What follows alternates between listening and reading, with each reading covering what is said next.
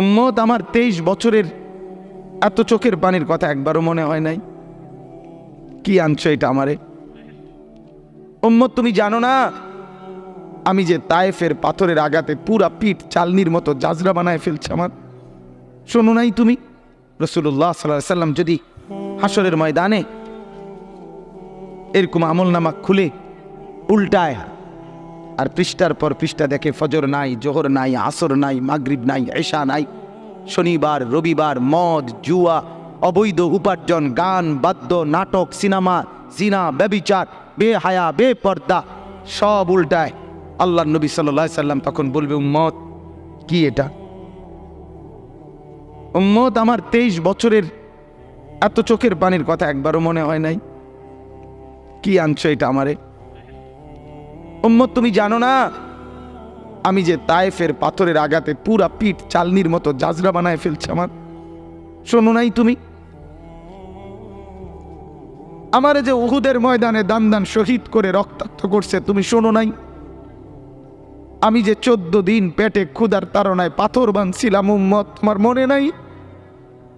একবারও শোনো নাই আমার ক্ষুধার কষ্ট, আমার পিঠের ব্যথা, আমার দাঁতের ব্যথা, আমার কাঁধে 2টা কড়া ঢুকে গেছে? উম্মত, আমার ঘরে 3 মাস আল্লাহর নবীর স্ত্রী আয়েশা বলছে, আল্লাহর কসম উম্মত, নবীর স্ত্রী বলছে 3 মাস 3টা সূর্যাঁদ উঠছে ডুবছে, রাআইনা হেলালান সুম্মা হেলালান সুম্মা হেলালান, 3 চাঁদ 3 মাসে নবীর 9 জন বিবির কারো ঘরে আম্মাজান আয়েশা বলে 1 ফোঁটা চুলায় আগুন জ্বলে নাই।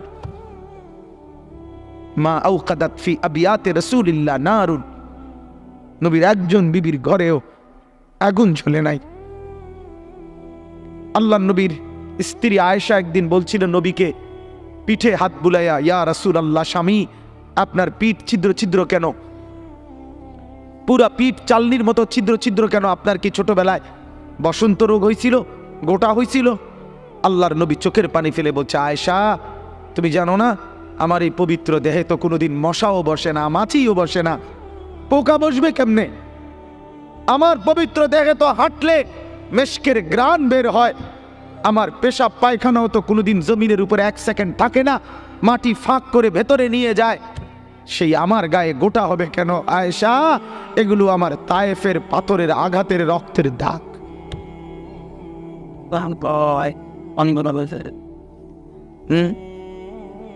বলো না বাপ, কিছুই মনে হইল না? এভাবে ভুলে গেলেন? রাসূলুল্লাহ সাল্লাল্লাহু আলাইহি সাল্লামকে একবারও মনে হলো না? আল্লাহকে ভালোবাসেন, নবীকে ভালোবাসেন, আখিরাত চিনেন? এই বাপ, আমি আপনাদের সন্তান, আমার বাবা আপনাদের মহল্লায় 43 বছর এই বড় মসজিদের ইমাম ছিলেন, 1 দিন 2 দিন না। আমি এই মাটিতে বড় হওয়া ছেলে, এই প্রাইমারি স্কুলের ছেলে, এখানেই বড় হয়েছি। এরা সব আমার আপনজন। আমি আমার আপনজনদেরকেই শক্ত করে বললাম, আমি যদি কারো ভাতিজা হই আপনি আমার চাচা, আমি চাই আমার চাচা যেন হয় জান্নাতি। আমি যদি কারো নাতি হই আপনি আমার দাদা, আমি চাই আমার দাদা যেন হয় জান্নাতি। আমি যদি কারো ভাই হই বন্ধু, তো আমি চাই ভাই 2 ভাই মিলে একসাথে হই জান্নাতি। আল্লাহ তোমাকেও তৌফিক দেন, আমাকেও তৌফিক দেন। দোয়া করি বাপ, দোয়াও চাই। জিন্দগি বদলান যুবক, জিন্দগি বদলাও। দিবা নিশির ফিকির আমার, জিন্দগি চেঞ্জ করেন, জীবন চেঞ্জ করেন। ফজরের নামাজে অভ্যস্ত হন। আল্লাহর কসম বন্ধু, ফজরের নামাজ যে পড়বে না সে ইমাম মাহাদিকে খুঁজে পাবে না, সে দাজ্জালের অন্তর্ভুক্ত হবে। এটা হাদিস। মাহাদি পাবে না, দাজ্জালের অন্তর্ভুক্ত হবে। এই সমস্ত মাথার সেলুন কাটিং চুল যেগুলো উঁচা, সামনে বড় বড় চুল, এদিকে চুল নাই এদিকে চুল নাই, সব দাজ্জালের চুল। বিশ্বাস করো, একেবারে পরিষ্কার হাদিস,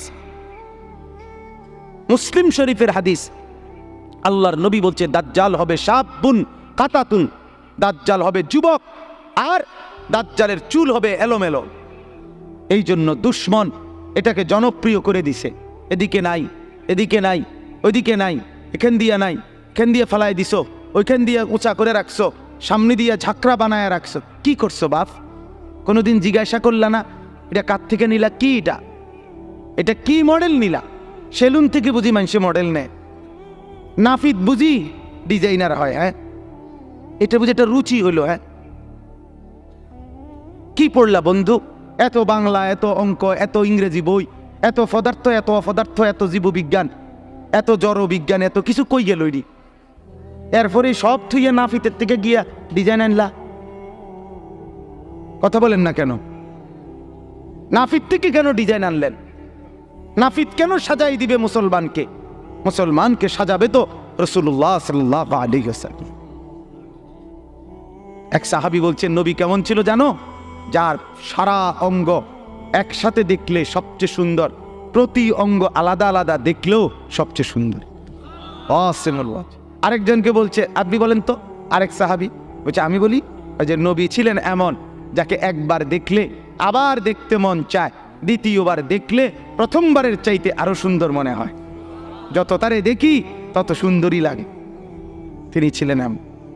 আল্লাহ তাআলা মেরাজে, এই যে এই মাস, 7 আসমানের উপরে আরশে আজিমে আল্লাহ তাআলা নবীকে নিয়ে গেলেন।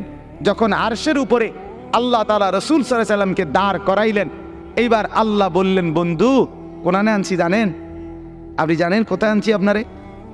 কয় যে আপনি যখন ছোটবেলায় জন্ম নিছেন, ছোট্টবেলায় ফেরেশতাদেরকে বলছিলাম, ফেরেশতারা আমার বন্ধুকে কোলে নাও, নিয়া আমার সৃষ্টির পূর্ব থেকে পশ্চিম পুরা দিগন্ত ঘুরাও, আমার গোটা সৃষ্টিকে বলো যে তারা যেন দেখে বন্ধু আমি কেমন বানাইলাম।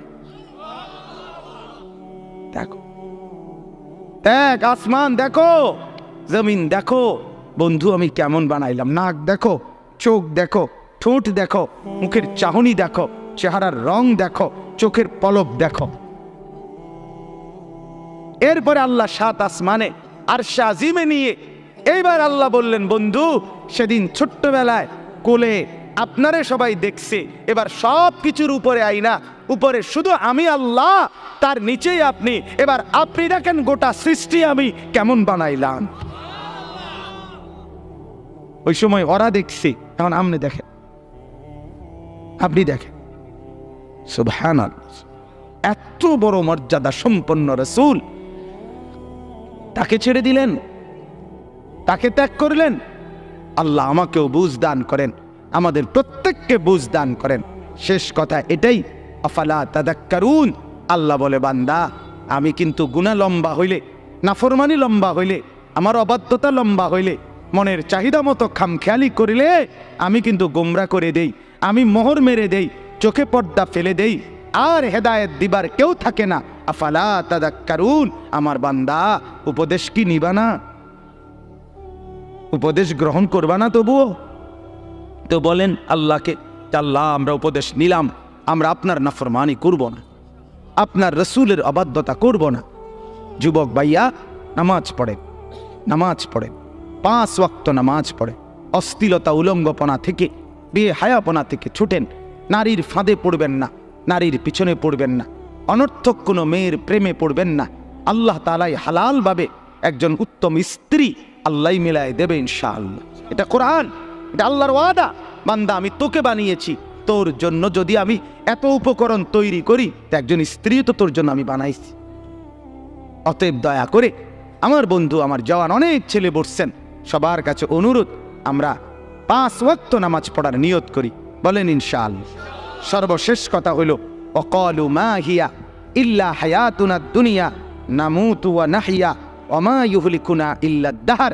আল্লাহ বলে, যখন আমি কাউরে গোমরা করে দেই, মোহর মেরে দেই, চোখে পর্দা ফেলে দেই, আল্লাহ বলে, হে তখন কে রুম জানুনি?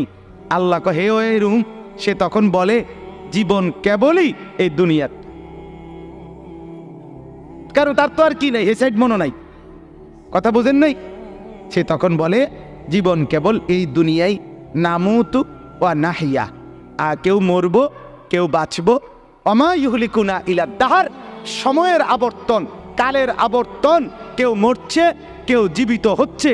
এখানে আলাদা কোনো স্রষ্টা, আলাদা কোনো তৈরিকারী, এটা কিছু নাই। কালের আবর্তনে, সময়ের আবর্তনে কেউ মরবে কেউ বাঁচবে। সময়ের আবর্তনে প্রথমে বান্দর থাকবে, ধীরে ধীরে মানুষ হয়ে যাবে। বাহ বাহ বাহ বাহ, যখন আল্লাহ ভুলে যায়, আখেরাত ভুলে যায়, তখন আমি যে একটু আগে বলছি যে পরকাল ভুলে গেলে, আল্লাহ ভুলে গেলে নিজেকেই ভুলে যায়, তখন গিয়া বান্দরের জিগায়, বান্দরের কাছে গিয়া জিগায়, এই যে ভাই বান্দর, চাই দেখেন তো একটু আমারে চিনেননি? বান্দরে কয়, হ চিনছি তো, আপনি তো আমার লগে আসিলেন, আমরার লগে, আপনি হেনে গেলেন কা? কয় এটাই তো আমি জিগাইতে আসছি, আমি তো আসিলাম আপনার লগে, আমি ওনে গেলাম কা? নাউযুবিল্লাহ, নাউযুবিল্লাহ। অতএব কোরআন থেকে বঞ্চিত হলে আখেরাত মেলে না, পরকাল মেলে না, আল্লাহকে আর খুঁজে পাওয়া যায় না, নিজের অস্তিত্ব ভুলে যায়। আল্লাহ বলেন, ওমা লাহুম বিযালিকা মিন ইলম ইন হুম ইল্লা ইয়াযুন্নুন। আল্লাহ বলে মূলত এদের কোনো জ্ঞানই নাই, যারা দুনিয়াকে নিয়ে ব্যস্ত থাকে এরা মূর্খ, মূর্খ, নাদান, অজ্ঞ। ইন হুম ইল্লা ইয়াযুন্নুন, তারা নিজের খেয়াল খুশি মতো চলে, অনুসরণ করে, বলে। আল্লাহ বলেন মূলত জীবন বলা হয় দুনিয়া না আখেরাত। জীবন মূলত কি বলেন না? আর অতএব বাপ, আপনাদের কাছে অনুরোধ, রাত গভীরে এতটুকুই কথা, মূল বক্তব্য দুইটা। একটা ছিল, প্রথম বলছিলাম আল্লাহর কোরআন পড়বেন, বলেন ইনশাআল্লাহ, মনে আছে না কথাটা? কোরআন পড়েন, তর্জমা পড়েন, অর্থ পড়েন, শুধু বাংলা অনুবাদটাই পড়েন, দেখবেন কলিজার মধ্যে নূর আসবে ইনশাআল্লাহ, আলো জ্বলবে, আলো, সব ভালো লাগবে, নতুন করে ভাবতে শিখবেন, আল্লাহ তাআলা তৌফিক দিবে। দুই, গুনার অনুসরণ করবেন না, নাফরমানি দীর্ঘদিন লম্বা করবেন না, নাফরমানি লম্বা করবেন না, মদ খাওয়া ছেড়ে দেন, জুয়া খেলা ছেড়ে দেন, গান বাদ্য ছেড়ে দেন, অশ্লীলতা ছেড়ে দেন, নাটক সিনেমা ছেড়ে দেন, নর্তকীর নাচ দেখা ছেড়ে দেন, উলঙ্গপনা ছেড়ে দেন, গান বাদ্য ড্যাকসেট বাজানো এগুলো বন্ধ করে দেন। যার ঘরে রঙিন টেলিভিশনে নর্তকী নাচে, সেই নর্তকীর নাচ বন্ধ করে দেন। প্রত্যেকের হারাম রোজগার, সুদ, ঘুষ, অবৈধ ইনকাম, এটা বন্ধ করে দেন। দুনিয়া অল্প অল্প অল্প। আল্লাহ তাআলা আমাদের প্রত্যেককে আখিরাতের প্রস্তুতি নেওয়ার তৌফিক দান করেন, বলেন আমিন। আমি আমার আব্বার জন্য দোয়া চাই, আমার আব্বা আপনাদের মাঝেই ছিলেন, আল্লাহ তাআলা যেন বাবার কবরকে নূরে নূরে ভরপুর করে দেন। আপনাদেরও যাদের বাবা নাই তাদের জন্য দোয়া করি। মা আমার অসুস্থ, হাসপাতালে ছিলেন 3 দিন, আজকে মাকে আনা হয়েছে বাসায়, তো মাও অসুস্থ, মার জন্য দোয়া করবেন। ভাই বেরাদর সহ আমরা সবাই আপনাদেরই সন্তান, আপনাদেরই কাছে বড় হওয়া। আল্লাহ তাআলা আমাদের সবাইকে আন্তরিকতা, মহব্বত, সম্পর্ক দান করেন। যেই ছেলেগুলো এই মাহফিলের ইন্তেজামের জন্য কষ্ট করেছে এরা আমাদেরই পরিচিত, আমার কাছে গেছে। আমি আজকে সত্যিকার অর্থে আমি কোনোভাবে, আমার আরও 2টা বয়ান ছিল মাগরিবের পরে, আমি আরও 2টা মাহফিলে বয়ান করে এরপরে আসছি। মূলত আমি কোনোভাবে মিলাইতে পারতেছিলাম না, কিন্তু আমার ছোট ভাই সহ এরা ছেলেরা এমন জাতা দিয়া ধরছে, আলহামদুলিল্লাহ, আল্লাহই মিলাইছে। সব শুকর মালিকের। আল্লাহ তাআলা ছেলেদেরকে উত্তম বিনিময় দান করেন। এই মাহফিলখানা, আল্লাহ তাআলা এই মাহফিলখানা কিয়ামত পর্যন্ত কায়েম দায়েম করে দেন। ছোট্ট পরিসরে কষ্ট হয়েছে অনেকের, বসতে দাঁড়াইয়া ছিলেন, আল্লাহ তাআলা প্রত্যেককে উত্তম বিনিময় দান করেন। হ্যাঁ, অনেকে ইন্তেকাল করেছে, প্রবাসে আছে, বিভিন্ন জন বিভিন্ন পেরেশানিতে দোয়া চাইছে। আমার এক বোন আমারে কিছুদিন বলছে আগে, এখনো বোন আছে বাসায়, তো বোন আমারে বলতেছে, ভাই এখনকার মানুষের 2 কথা সবসময় মনে রাখবি। আমি কই কি? এক, হয় ব্যস্ত নয় অসুস্থ। এই মেজফা, হয় ব্যস্ত নয় কি অসুস্থ। এই হলো বর্তমান মানুষের পরিচয়, হয় ব্যস্ত নয় অসুস্থ। আল্লাহ তাআলা আমাদের প্রত্যেককে ঈমান আমলের দৌলত দান করেন, সুস্থতার জীবন দান করেন। আমাদের শ্রদ্ধেয় আলহাজ হযরত সালামতুল্লাহ হাফেজ সাহেব দামাত বারাকাতুহুম, সেই আমার বাবা যাকে মহব্বত করতেন, আমরাও যাকে শ্রদ্ধা করি, মহব্বত করি, ছোটবেলায় মক্তবে পড়েছি হুজুরের কাছে। এবং আমার শ্রদ্ধেয় হাফেজ মুজিব সাহেব হুজুর অনেক অসুস্থ, সব সময় আমি কথা বলি হুজুরের সাথে, হুজুরের এলাকায়ও যাই মাহফিলে। আল্লাহ তাআলা যেন উনাকেও শিফা দান করে, সুস্থতা দান করে। আমার শ্রদ্ধেয় মাওলানা হাবিবুর রহমান আল ফরিদি, আল্লাহ তাআলা তাকেও যেন কবুল করে, উত্তম বিনিময় দান করে। আল্লাহ আপনাদের সবাইকে সুখে রাখুক, উত্তম বিনিময় দান করুক, আমিন।